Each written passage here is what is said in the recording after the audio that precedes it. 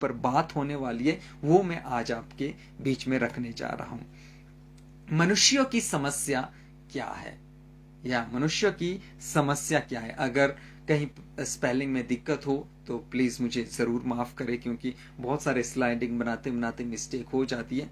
तो फिर से मैं कहूंगा कि मनुष्य की समस्या क्या है, या इसको मैं आपके बीच में रखने जा रहा हूं कि मनुष्य की समस्या क्या है।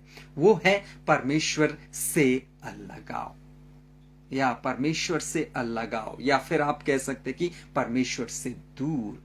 आज मनुष्य की इस समस्या की, लोग परमेश्वर से दूर है, लोगों का परमेश्वर से अलगाव है, लोग परमेश्वर से बहुत दूर है। बहुत सारी वजह है इसकी। इसमें अधर्म के काम हो सकते, इसमें पाप हो सकते, घिनौनी हरकतें हो सकती है, और भी ना जाने कैसी कैसी बातें। या तो जैसे मैंने कहा कि मनुष्य की समस्या क्या है, परमेश्वर से अलगाव, परमेश्वर से दूर। या एक वचन को पढ़ेंगे, फिर मैं आपसे बात करूंगा।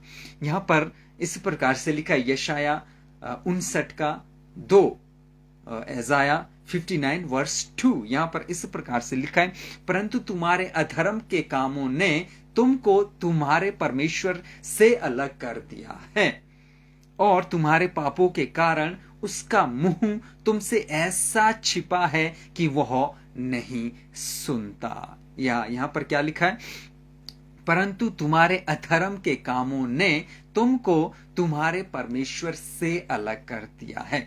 यहां पर किसकी बात हो रही है, किन लोगों की बात हो रही है? यहां पर इजरायली लोगों की बात हो रही है, यहां पर यहूदी लोगों की बात हो रही है।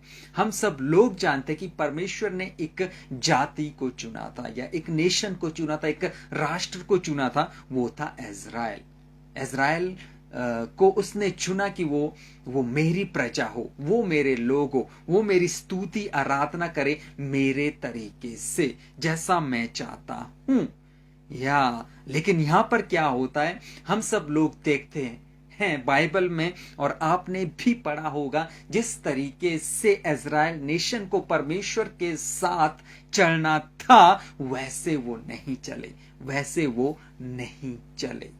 परमेश्वर की जो विधियां थी, परमेश्वर के जो नियम थे, उसके अकॉर्डिंग वो लोग परमेश्वर के साथ नहीं चले। फिर यहां पर यशाया लिखता है 59 वर्स 2 में, परंतु तुम्हारे अधर्म के कामों ने, या तुम्हारे अधर्म के कामों ने तुमको तुम्हारे परमेश्वर से अलग कर दिया। परमेश्वर से अलग कर दिया किसने? तुम्हारे अधर्म के कामों ने, तुम्हारे पाप ने, तुम्हारे घिनौनी हरकतों ने। या बहुत सारे इजरायली लोग मूर्ति पूजा के पीछे लग गए। बहुत सारे इजरायली लोग जो है वो व्यभिचार में लग गए। बहुत सारे जो इजरायली लोग थे वो दूसरे देवताओं के पीछे हो लिए, ऐसा उन्होंने किया। फिर यहां पर क्या लिखा कि तुम्हारे अधर्म के कामों ने तुमको तुम्हारे परमेश्वर से अलग कर दिया, तुमको तुम्हारे परमेश्वर से अलग कर दिया। मैं आपको बता दूं, परमेश्वर ऐसे लोगों को बिल्कुल भी पसंद नहीं करता जो उसके अकॉर्डिंग जीवन ना जिए। और तुम्हारे पापों के कारण उसका मुंह तुमसे ऐसा छिपा है कि वह नहीं सुनता, वह नहीं सुनता। परमेश्वर कहां सुनेगा जब लोग उसके अकॉर्डिंग नहीं चलेंगे। या जब उसके अकॉर्डिंग नहीं चलेंगे, परमेश्वर उसकी नहीं सुनता। जो पाप करता है, परमेश्वर उसकी नहीं सुनता। तो परमेश्वर क्या करता है, उसने अपना मुंह तुमसे ऐसा छिपा है, तुमसे ऐसा छिपा है कि वह नहीं सुनता, वह नहीं सुनता। या तो वैसा ही मैं आपको बताना चाहता हूं, अगर आज हमारी बात करें, चर्चेस की बात करें, कलीसिया की बात करें, अगर हम परमेश्वर के साथ अच्छे से नहीं चलते तो हम परमेश्वर से दूर हैं, तो परमेश्वर से हमारा अलगाव है। और बहुत सारे चर्चेस, बहुत सारे कलीसियाएं, बहुत सारे विश्वासी लोग वो अधर्म के काम करते हैं, या वो अधर्म के काम करते हैं। मैंने खुद लोगों को देखा है, मैंने खुद लोगों को देखा है वह विचार में फंसे हुए। मैंने बहुत सारे लोगों को देखा है पैसों के साथ हेरा फेरी करते हुए, जो मैंने खुद अपनी आंखों से देखा है, जो मैंने खुद अपनी आंखों से ऑब्जर्व किया है। ये सब क्या है? ये सब अधर्म के काम है। या अगर चर्च के लोग, अगर आज कलीसियाएं व्यभिचार में फंसी है तो ये अधर्म के काम है। अगर चर्चेस, कलीसियाएं मूर्ति पूजा में फंसी है तो ये क्या है? ये गलत है।